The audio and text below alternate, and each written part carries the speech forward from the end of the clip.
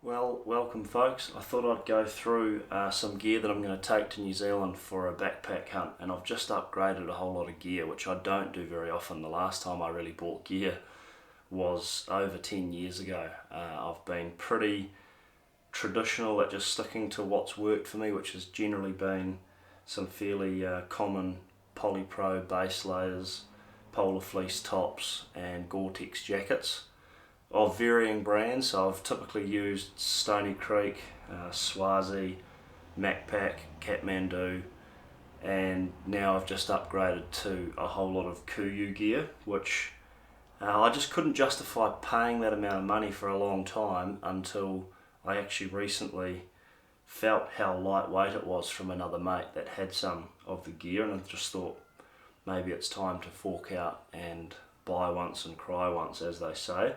So I'm going to show you some of the Kuyu gear that I've got that I'm going to take to New Zealand. It is a summer trip that I'm going back for, so I've probably got a little bit more than what I'll actually use, but I'll show you some of the gear anyway. And the hunt for this trip is going to be with my bow. I'll take my compound bow back to New Zealand, which I've been asked by people before, what bow am I using, and I've been messaging them back in private, but I may as well just talk through it while I'm going through this now. It's a Mathews Drenalin bow, so I bought it back in 2010, and I shot a few animals with it in the first year that I had it. Deer, tahr, and a pig in the Northern Territory, but then when the kids arrived I kind of parked it and then went to the rifle and stayed with the rifle. And I've always toyed with the idea of coming back to it, but only until last year, 2019, when I had the backpack hunt with Matt Merrick and Andre Alipati, who was also going to bring his bow. It kind of spurred me on to want to get the bow back out. So she's been restrung. I've put in new dampeners here on the strings and on the physical strings itself, and at the cams.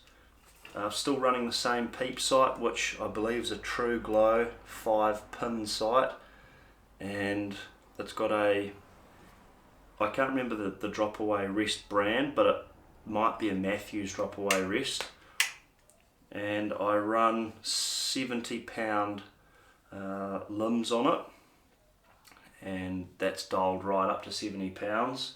I have got another pair of limbs that I shoot between 50 and 60 pounds that I use for the range when I go to the club. And I've got my little GoPro camera that I set up here that's just for self-filming. I haven't been able to find a way to flip it round and film facing forward without it getting in the way of things, so that might be something I work on for this hunt coming up. And the arrows that I'm using are the Eastern Access 5mm, relatively narrow diameter, 340 spine nanotechnology arrows. So, and I'm using a 2-blade broadhead. This one here is actually a black stump broadhead, which I just use for target practice. I always try to target practice with broadheads just to sort of simulate what would be happening in the field. But the broadheads that I will actually use in the field are these 125 grain wide cut northern broadheads, 2-blade double bevel edged, and they're 1 1/4 inch 32mm cutting diameter. So I used the 135 grain bone splitters, I think they were called, but the 135 grain northern broadhead for that sambar hunt in Victoria in August last year. I'll put the link in this clip here, but this is what they look like when they're all ready to go. So really sharp. I actually made the mistake of one day when I was pulling it out of a target, clipped my thumb as I was pulling it out, and I didn't realise that it's actually razor sharp on the back end as well as all the front, so it cuts in every direction. These, be careful with them. So that's what I'm going to take to New Zealand. It's just going to be close quarters bush stalking in podocarp, which is our native timber in the North Island. In podocarp, we're thinking about going to either Te Reo or hunting in the Bay of Plenty somewhere. Now in terms of gear, move to the gear, I'll put this away. Oh, sorry.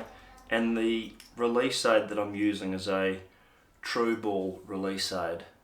So it is a thumb release, whereby I draw it back, anchor in the same place right behind my jawbone, just here, anchor,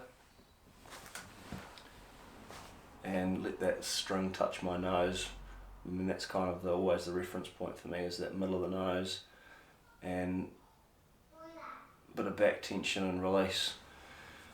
And I've found that to be really wonderful to shoot. It took me a while to get used to it, because as a rifle shooter I was so used to using a trigger that when I moved to the thumb release, that took a wee while for the brain to register, but I'm used to it now, so that's what I use.